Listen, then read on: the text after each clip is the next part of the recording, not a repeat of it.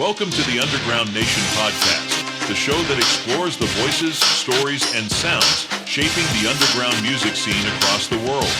In this episode, we step into a sonic universe where music becomes ritual and identity splits into myth. Our featured guest is Twisted Split, a genre-bending artist known for blending dreamy hip-hop, dark trap, digital punk, and gothic industrial soundscapes into something entirely their own. Under SSMG management, Twisted Split has built a reputation for captivating audiences not only through music, but through immersive live performances that combine sound with fire-spinning artistry and powerful visual symbolism. Each release is part of a growing mythology that challenges listeners to question identity, embrace duality, and awaken something deeper within themselves. From opening for Lit Friend to performing at the Gettysburg Christmas Festival, Twisted Split continues to push creative boundaries while building a distinctive presence within the underground music world. Today, we explore the story behind the mask, the meaning behind the music, and the creative forces shaping this evolving artist. Now, stepping into the conversation, here is your host of the Underground Nation podcast, Feral Minx. Underground Nation, lean in for this one. Tonight, we're stepping into a world where sound becomes ritual and identity fractures into myth. Our guest is a genre-bending visionary operating at the crossroads of dreamy hip-hop, trap, digital punk, and gothic industrial. Their music doesn't just play, it summons. Known for masked mystique, raw vulnerability, and electrifying live performances that fuse music with fire-spinning performance art, this artist turns every stage into a ceremony and every record into a living chapter of mythology. Under SSMG management, having opened for Lit Frank and performed at the Gettysburg Christmas Festival, their latest releases, Chainbreaker and Do the Most, dropped on Halloween because, of course, they did. Underground Nation, welcome to the show, Twisted Split. Hey, what's good? How are you? I'm good. It's cold as hell out here, but hey, it's good. I'm doing good. Yeah, cold, man, cold. It really starts to do things with you. But the name Twisted Split immediately implies duality. What is the split, and when did you first realize it was central to who you are as an artist? Twisted Split. The twisted part comes from the different types of stuff that I do. The split actually is because my tongue's bifurcated and pierced in the middle. Well, yeah, I guess that would be a split. You care to elaborate on that for those simple-minded individuals that may not know what all that is? So I have my tongue split in half, so I can move both halves separately, and then I got in the middle of it's pierced. That's great. Can we get a little can we get a visual? Oh my goodness! Look at that. That's my fangs. I got. You got things too? Oh my goodness. $2,000, man. $2,000. $2,000 for things. That is crazy. So yeah, I guess the split would definitely be physical. Yeah. Any symbolic or maybe just heartfelt meaning, anything behind it, or just the split? It was actually I went and did it because I was curious on how much it would hurt. So I did it with no anesthetic and no sutures. So every morning I had to they would try to close. I had to pull it apart. Yeah. And same with my fangs. They didn't do any numbing agents when they drilled and filed down what was underneath. These are caps, so these are veneers. Right. But they had to drill everything else down. Normally, I was like, nah, I'm just curious. And then when they went to put these on, they're like, we have to numb it, but you're going to be drooling all over yourself. I said, I think not. I want to flash them around, so let's do it. Yeah, that sucked. Your teeth sucks. I'd do my tongue again anytime. Yo, I mean, so to say you're a sucker for pain is kind of an understatement. A wee bit. Oh, wow. Yeah, I mean, I've not had anything with my mouth. I've had my tongue pierced. I have tattoos, love tattoos. I get the feeling on that. I feel you with that. No numbing. Just do it. Let's get it done. I want to feel it. Right. Yeah, definitely get you on that one. So, yeah, that's great. That's fucking great. So you describe your work as world building through sound and symbol. When did music stop being just songs and start becoming mythology for you? It's always been like that because I tie so much imagination into it and I want my music to have substance. So I'm even working on a lore with it. So those that follow my music will see that I'm always using some type of eyeball creature. It's an all eyeball headed humanoid and he's known as Insight. And so, as my music, because I'm multi genre, as my music dabbles into other stuff, so does his style, how he looks. That's why our album art changes. And my collabs with people, he's stepping into their world. So, my music reflects that as well. So, if you're listening to my heavier stuff, you're like, oh, this is a very dark place. You know, where my happier stuff, you would think, okay, the visuals has me in a hammock, and you're like, okay, I can feel that. I can feel that. So it's world building. Yeah, I definitely get that. I mean, you do cross genres. I mean, I'm not even going to lie. Very versatile doesn't even cover the tip of the iceberg on that. It does not.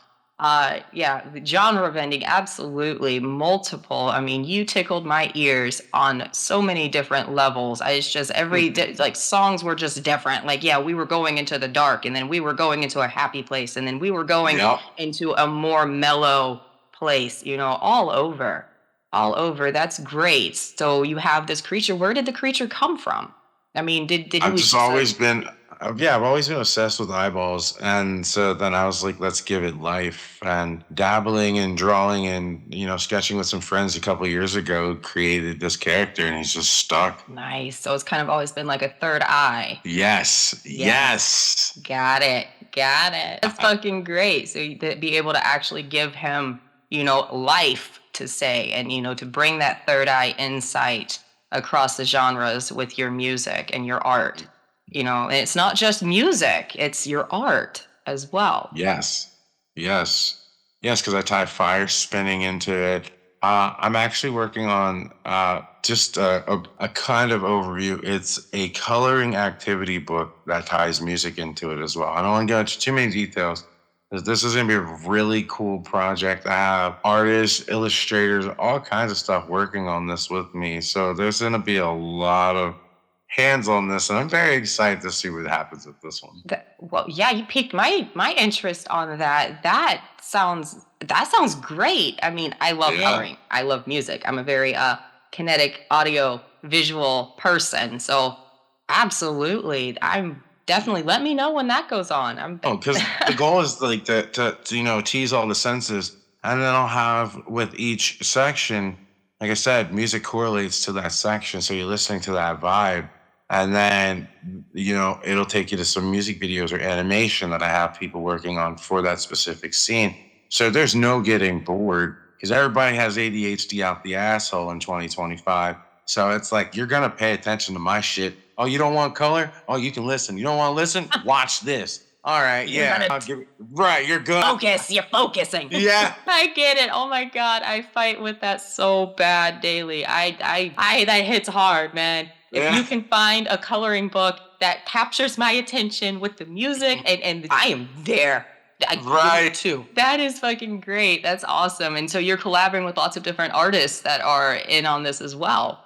Yeah. Different countries too. It's Multi-minded. like they've reached out to, and it's like, all right, cool. So now I'm strategically placing it where I'm having different artists in different areas and countries. So when we drop it, it's promoting everywhere. So everybody's gonna see it. And if we all put backing and promotion behind it, everybody's gonna see it. It might not be for everyone, but the ones that it's for Absolutely. are gonna find it. So you're not just going in the States, you're going across the pond. You're going Yes. all over, Oh worldwide. yeah, and that's been interesting too, because the time differences and language barriers and shit. Ah man, but it's been fun. It's been fun. I bet it has. You meet all different kinds of people, all different walks Yeah. of life, man. That's great. Uh-huh. That's fucking great. So, your aesthetic blends masks, mystique, and vulnerability. How do you balance hiding behind a mask while still being emotionally exposed? So I separate. It's the duality piece. So with the mask on, it's usually my heavier stuff. So I'm able to show expression through aggressive movements in the fire and stuff. And then, taking that mask off is when I do get into the melodic, softer side of stuff. And with me separating the two, it's like I can put myself in a concert anywhere. Oh, you want hype? I can do that. Oh, you want some softer stuff at a party? Okay, on a boat. I got that. We in the Bahamas type vibe. Let's go. So I do put emotion in everything, but people feel the darker stuff is emotionless because it's very heavy and they're just like, whoa, or they feel it's angry. So it's up to the listeners to on how they feel about it. So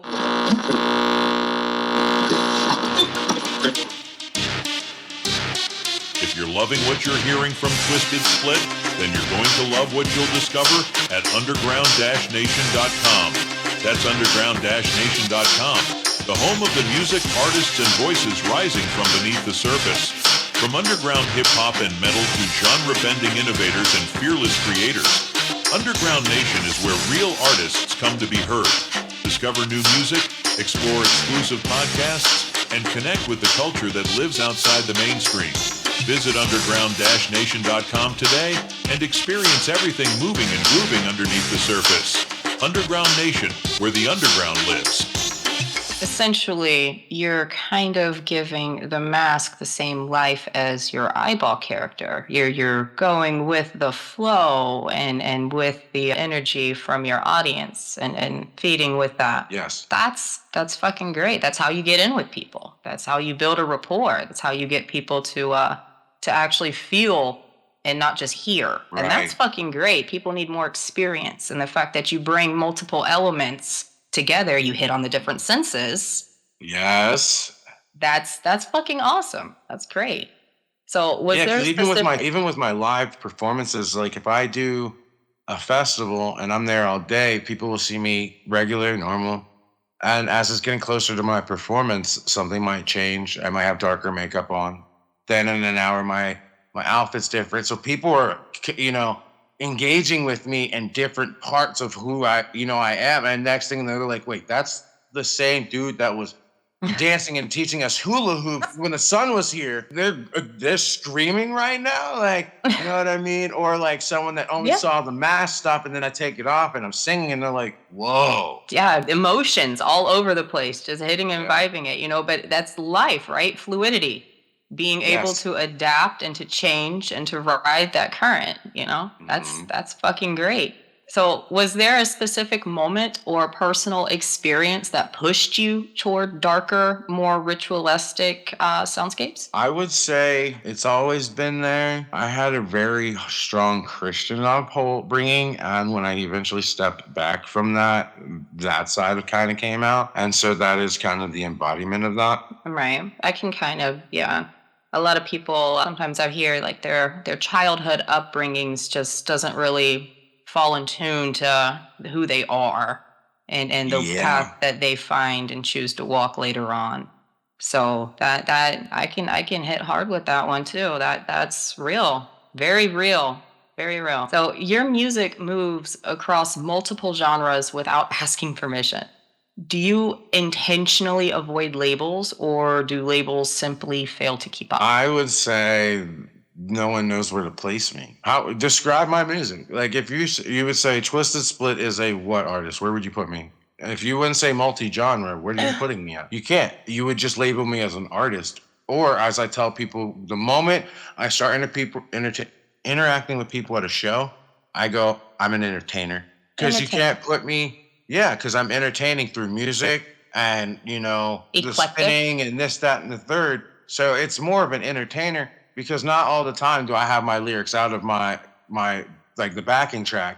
Like it's there because I'm focused on what I'm showing you. Because I'll do like at the opening of one, I had black sand that I was pouring all around me and doing things, lighting candles and things like that. Can't really sing while I'm doing all this other stuff. So I'll have it playing, but I'm putting a skit on.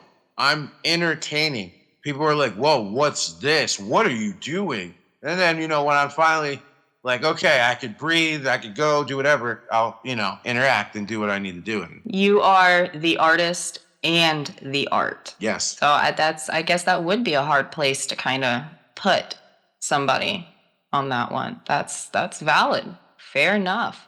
Where would we put Twisted Split? Underground Nation, we might need your help on this one, on finding a spot. Yeah, if you can, let me know. So, walk us through your creative process. Does a track start with emotion, imagery, rhythm? I mean, I know you said that you feed off of a lot of your audience. So, oh no, are we froze? Are we froze? Are you there? I think we had a minute. I think we had a moment. Can you hear me? Okay, we got you back. Okay, so you said the process of my music. All right, Yes. so it depends. Sometimes it's emotion. Something struck a feeling, and I'm writing because that's how I originally started. Is journaling. It's expression. Writing for therapy. It started with me, and I let some people see it. And they're like, "This is a poem," and then it was, "This is music." So some stuff starts with an event that happened, and now I'm feeling, or an experience. I might do something and go, wow, let me write about this experience. One of my songs that people commonly think it's about a girl is about my staff. It's literally reference, you got you in my hand, now I got you burning up. You're an extension of me. The crowd is looking at our flawless connection. But people are like, oh, that's a girl. No, fuck no. It's my staff that I've had for the last 10 years that's never let me down. When I'm upset, I aggressively spin that. When I'm happy, I fluidly spin it. It just depends. Yeah. The single-mindedness, people just assuming that it's about, a love, male-female relationship, not seeing a bigger picture. Yeah, I've had songs that I'm working on about my connection with the moon. But I guarantee you people will go, that's a love song. No, I said moon like 10 times. But that's her name. No. Maybe all right, you think Luna. You say your people have been with you for the past 10 years. So that obviously is like a big impact on what you're feeling, where you're going. So their moods and what they're dealing with in their life most definitely affects what art that you're putting out at the moment. No, yeah. Well, I mean, that's definitely not a girl. Nope.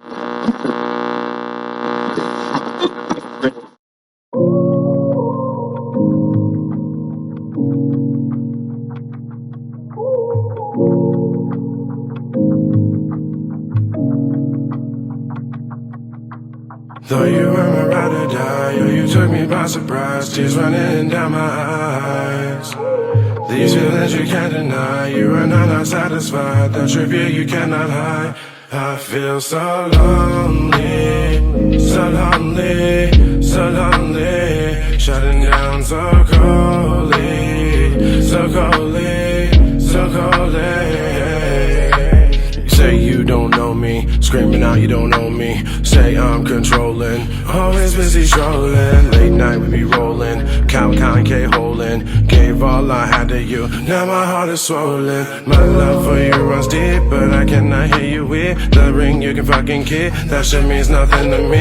We said we would see the world together, that meant by my side. Now when you look at me, I see pain all in your eyes. You scream, I scream back, always telling me what I lack. You said I'm wrong, it's in my head, I did wrong. Now this house ain't a home, straight dog, yeah I'm gone. Knick-knack, paddywhack, give a dog a bone. Ignore me as I blow up your phone. Tragic, sporadic, fell in love, drug magic, Polly, Molly, yeah, a strip in me. I was dumb as hell to think you were fulfilling me. How the shit not being honest, not being real with me, ooh. Though you were my ride or die, you took me by surprise, tears running down my eyes. These feelings you can't deny, you are not satisfied, the truth you cannot hide. I feel so lonely, so lonely, so lonely, shutting down so coldly, so coldly, so coldly. It hurts, yeah, I know, take that. Fuck a heart, I know you'll break that. It's me, I know, I'm bad at letting go. Feels like you're leaving me, but I understand pain is how we grow. I just wanna let you know, I just said thank you so. I thought you were down, gave you my heart and a fucking crown. Stable love and a solid ground, now it's like a merry-go-round. Got me looking like Bubba the Crown, in your emotions, yeah I drown. Memories be profound, burning up like I'm hell-bound. Yeah, now it's fucking killing me, nothing's real to me. Every conversation's like you're drilling me. Mad because I take everything to heart and so literally. Every time you belittle me, mind games riddle me. Though you were my ride or die, you took me by surprise, tears running down my eyes. So going in with like the emotions and everything, yeah, the whole art, like literally you just said that you wrote poetry. You started out with poetry. So we got the poems, we got, the audio, we got the visual, the fire spinning. Fire spinning is not something you see at most shows. What does fire represent in your performances? It's a very passionate and it grasps attention. It's a very big wow factor grabber for me. Because you say most people don't do it, let alone can most people do. Because there's points in my show where I'm rapping or singing with one hand and I'm still doing stuff with the other, spinning behind my back.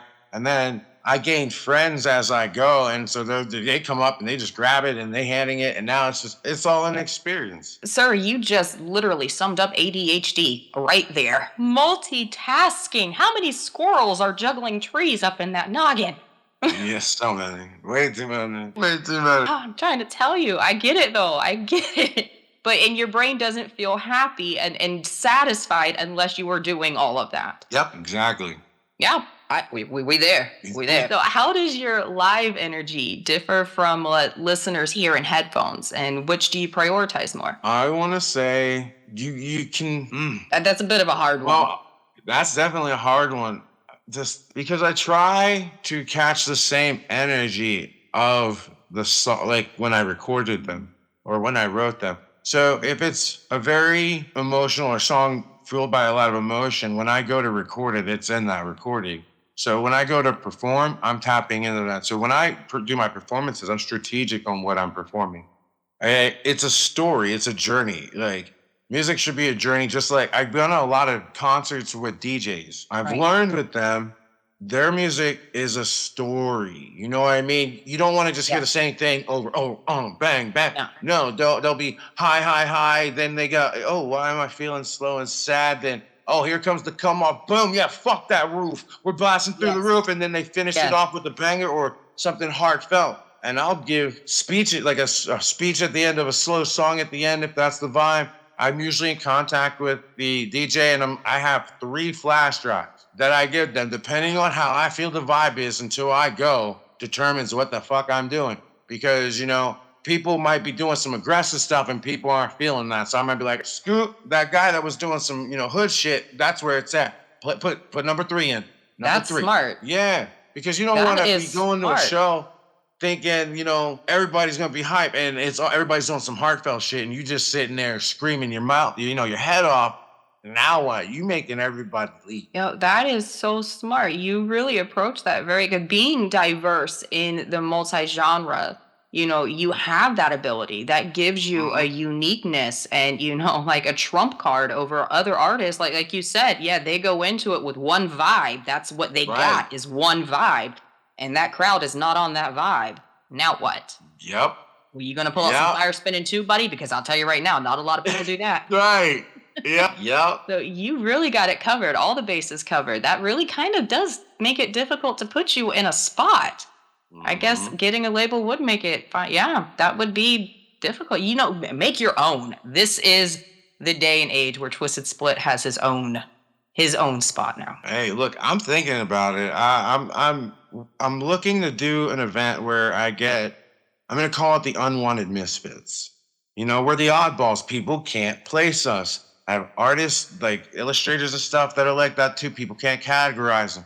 And so I want to get us all together for 5 days on an Airbnb and let's just see what we do. Get 10 of us in there, no distractions. All phones on do not disturb, bring your laptop, be on the Wi-Fi. And, let's work and let's see what kind of weird shit we're the oddballs. So anything we create together, we're going to definitely get the shock value because people wouldn't expect it from us. And it's going to be new and not done yet. So that's some vibe that I'm trying to do. So it's in the works. That actually sounds really fucking awesome and amazing. I would love to see what comes out of that. And I can actually think of a few off the top of my head from the Underground Nation world that would be more than happy to jump on that one with you. Send them my way. Twisted social media. Find me, tap in. Let's work. I got some other stuff. I'm always working on stuff. I promise you, hit me up. I have a spot, some project for you. You hear it straight from his mouth. Go at him. Come get him. Bring it. All Get it. people, all walks of ages of life and colors and shapes and sizes. He wants you. He wants you to get split with him. You. That is really fucking great though. Awesome. That's, just, and like the different art, period, like the written stuff, the visual, going back to that is just really great, like. Looking for bold, high-quality merch that hits harder than your next show? At Smokin' Barrel Apparel, we fire up the best in screen printing and promotional gear, crafted for bands, artists, and creators who refuse to blend in. From shirts to banners, from tour drops to custom promo runs, we've got your back with the best prices around. Learn more today at Smokin'. That's SMOKINBA.com. Official sponsor of the Underground Nation podcast, supporting the heartbeat of the underground, one print at a time. Contact Ryan Chavez for more information. Smokin' Barrel Apparel, where your brand meets the barrel. Opening for Lit Frank and performing at major festivals, what did those stages teach you about your presence as an artist? It definitely helped me with catering to the crowd. You might be doing something in the middle of your show, and you can if you pay attention to your crowd, you can tell when you're losing them.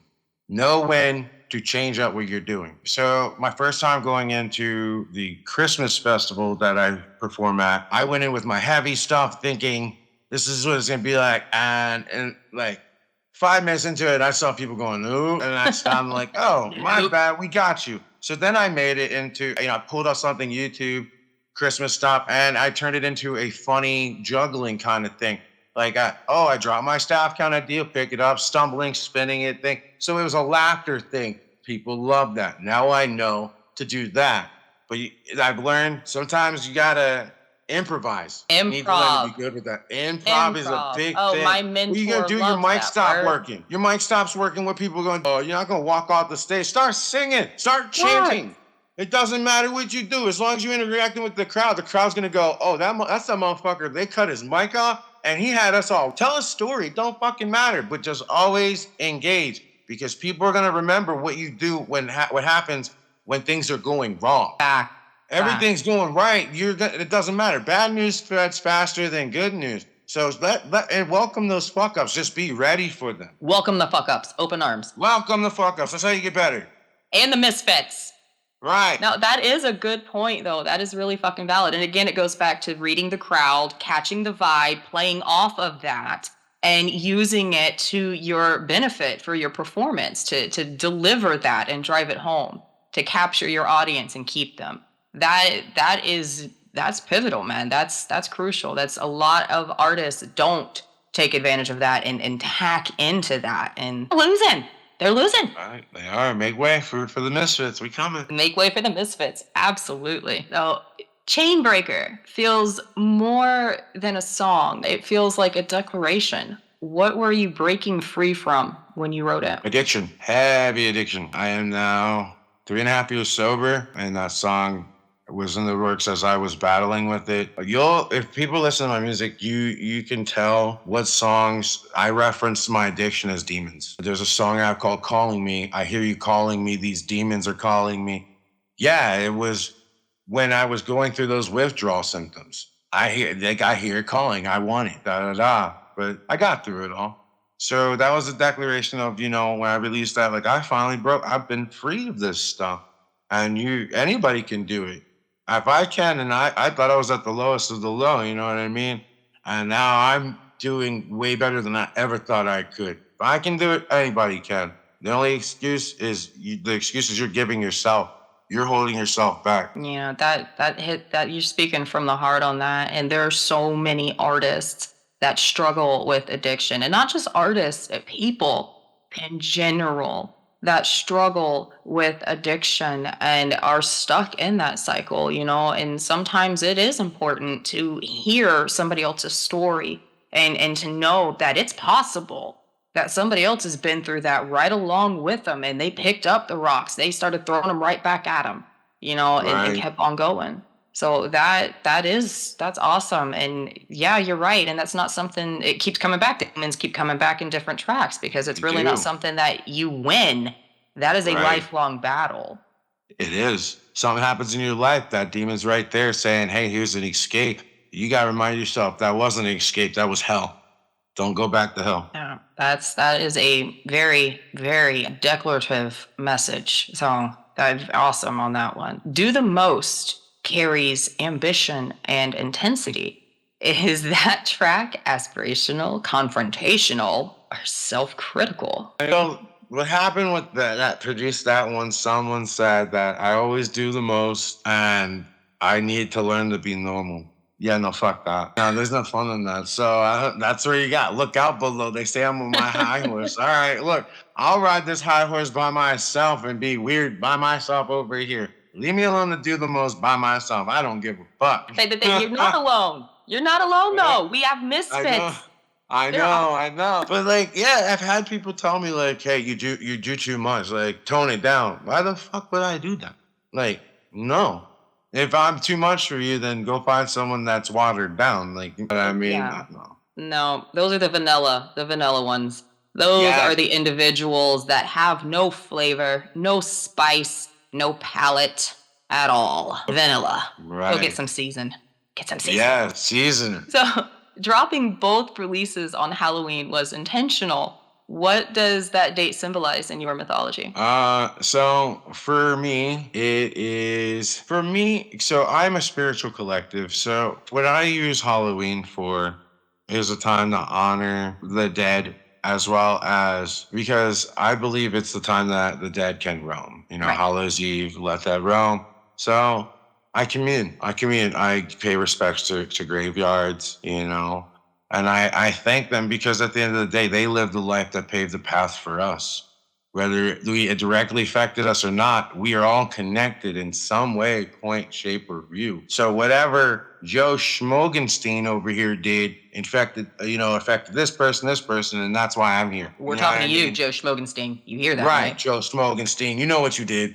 I'm talking to you. I feel you on that one. I'm Norse pagan, so I have my roots go deep with that. So I get that date is just a very powerful date, not only individually, but amongst the community. And there's a lot of individuals who find a lot of power behind that date. Just a lot of symbology, and just it's Halloween. It's Halloween. I mean, who doesn't like candy? Who Right, doesn't like yeah, ghosts? right. It needs no explanation. It's fucking Halloween, yes. Yeah, I mean, there it is. Who doesn't like it?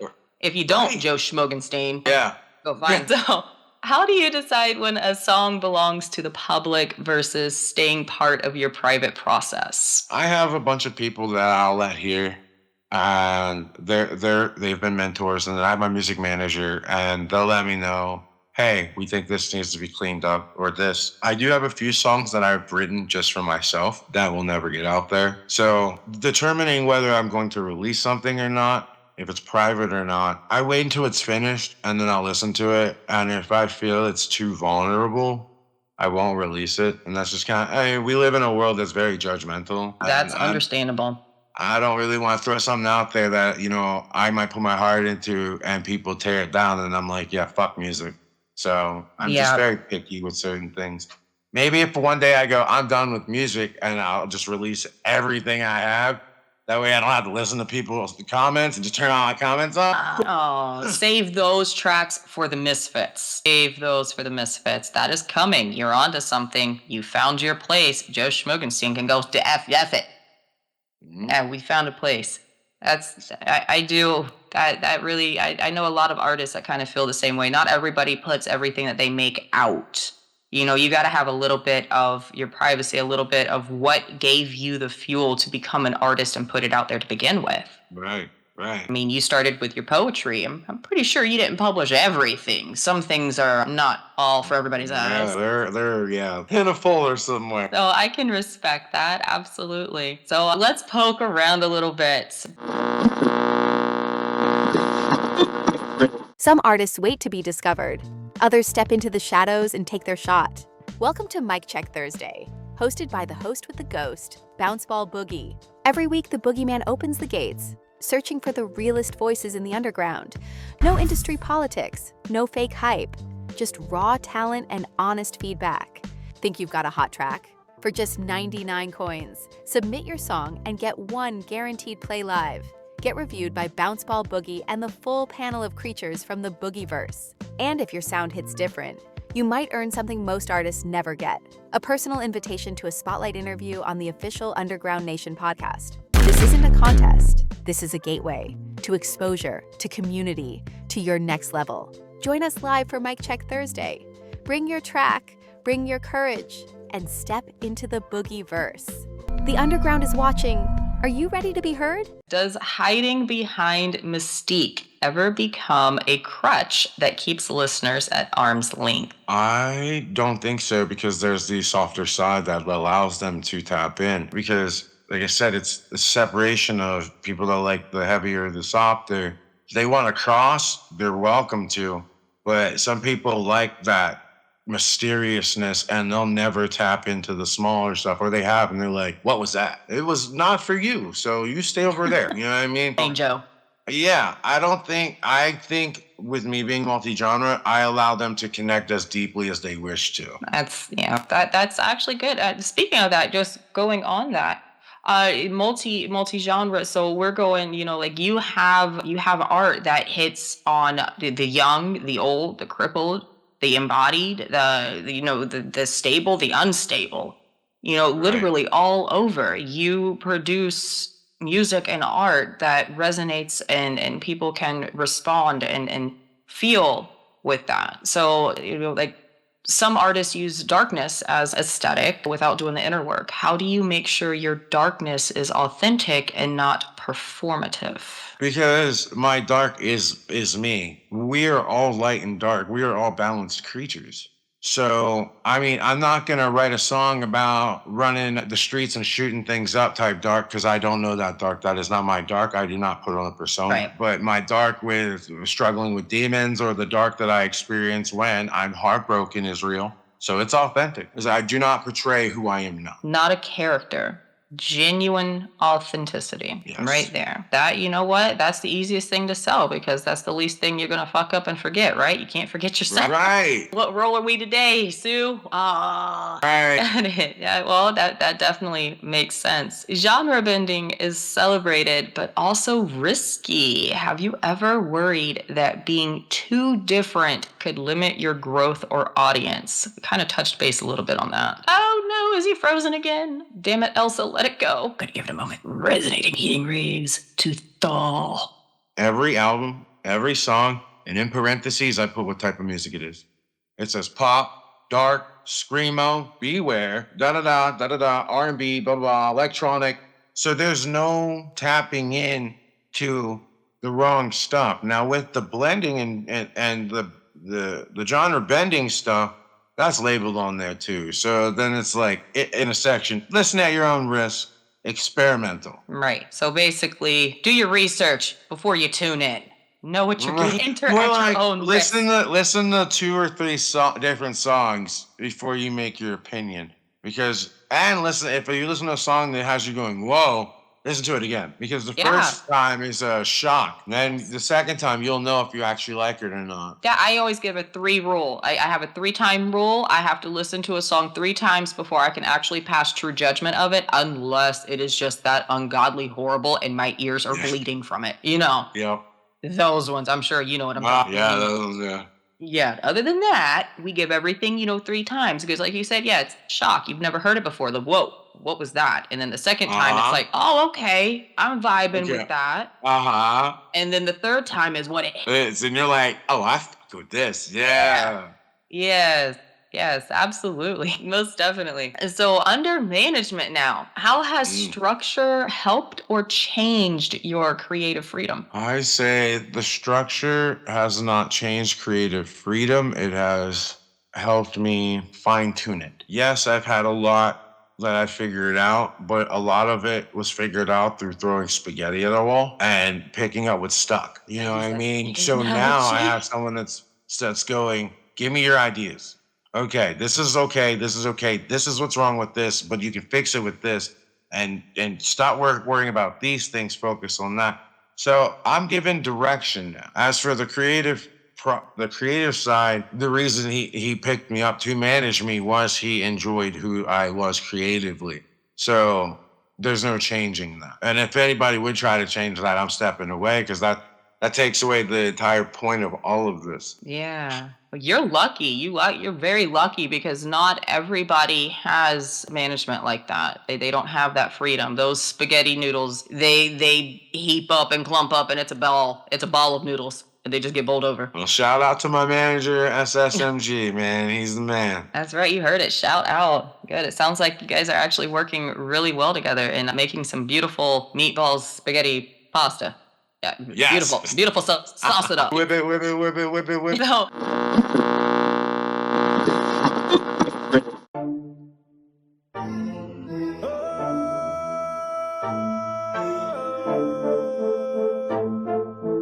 Hold up, wait a minute, y'all really thought I was finished. Right now, blasting out a bomb, and second out, I'm on a mission. Mama told me I'm a star, look at me, watch me glisten. Ain't nothing holding me, I'm breaking the chains that is holding me. Watch me shine connected to my truth, embrace my difference through and through. Yo, tell me who to be, my question is who I am. Cause these chains got me snapping out like I'm Django. Spinning down me up like Gorky, stir me like the Rango. What you know about working them long nights, trying to get out of the shadows? So I found my own lane, fuck all you assholes. On some bug shit, causing disturbances like a rash. Tolerance ain't holding me, but now I'm back and free. Ain't nothing holding me, I'm breaking the chains that is holding me. Ain't nothing holding me, I'm breaking the chains that is holding me.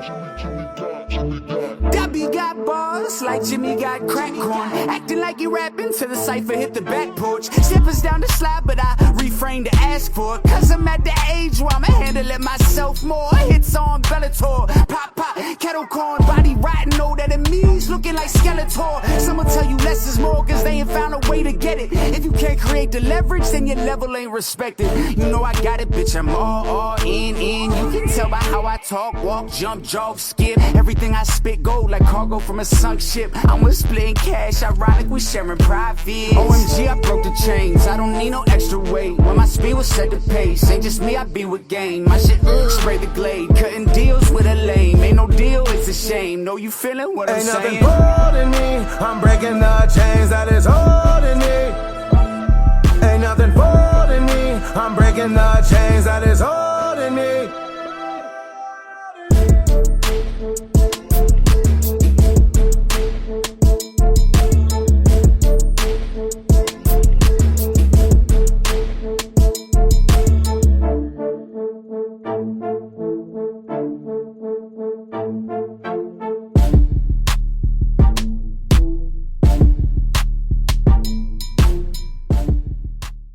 Do you feel pressure to constantly escalate visuals, symbolism, or shock value to stay relevant? No more than who I am. I don't go out of my way to try to like shock people. I just think who I am and how I do things throw people off. So it's just natural. I feel like when I try, people are like, this is cringy stuff. So it's just like, I'll just let it flow. You know what I mean? Yeah. When you're like, they're trying too hard. This is just way too wrong. Just no.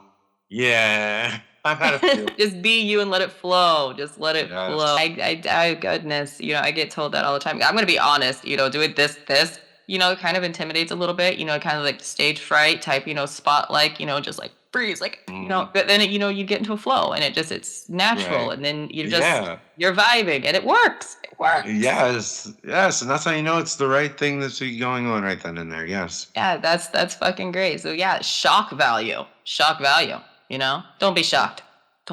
Keep the value. So what's harder, creating the art or protecting your mental and emotional energy once it's released?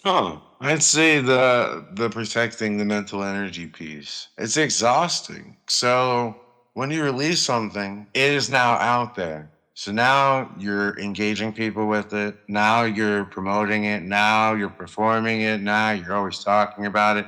Opposed to when you were just creating, it was just the project that you were having fun with. So it definitely messes with the mental because it takes it out of a creative fun space and turns it into a business aspect. I guess I could feel that. It's not really, you don't have everybody else's input and everything or opinions beforehand. And then once it's out there, And everybody opinions are like assholes. Everybody's got them, and they all stink. Yeah. All of that. That makes sense. I guess, yeah, absolutely. You can't control everybody else's energy around. You can only control your own. You can control your responses and reactions. So that's good. So for listeners who feel split inside themselves, caught between who they are and who they're becoming, what advice would you give them about embracing that duality instead of fighting it? The advice I would give you is you're already where you need to be. If you're fighting and struggling with who you are, you need to walk with yourself. Find time for yourself. Typically, people that are struggling with that pull separate ways are then searching for those answers out on the outside. So meditate, work on yourself, and everything will eventually come together in unison and be balanced for you. You're not alone. My social medias are always open for anybody that needs to just talk or needs a friend as well, because I know what it's like to not have that. Especially if you're depressed or, you're feeling really low, reach out to someone. There's always someone that's willing to listen. Don't be afraid to ask for help, and always reward yourself for your accomplishments, even if they're small. Rome wasn't built in a day, so neither will your dreams,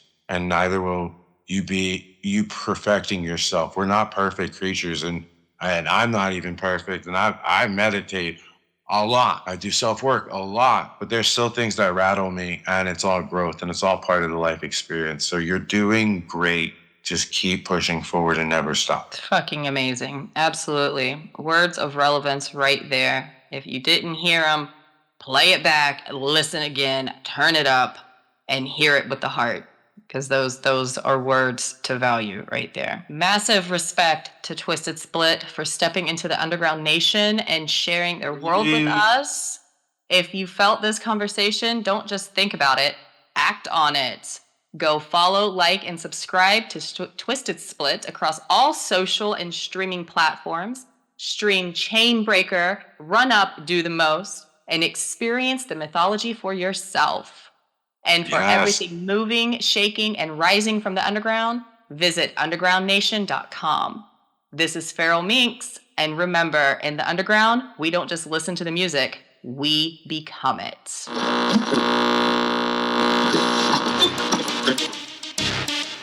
And that brings us to the end of this episode of the Underground Nation podcast. Huge thanks to our guest Twisted Split for stepping into the Underground Nation and sharing their story, sound, and vision with us. If you enjoyed this conversation, make sure you like, follow, and subscribe to Twisted Split on all social media and streaming platforms. And go run up the music so you don't miss what they drop next.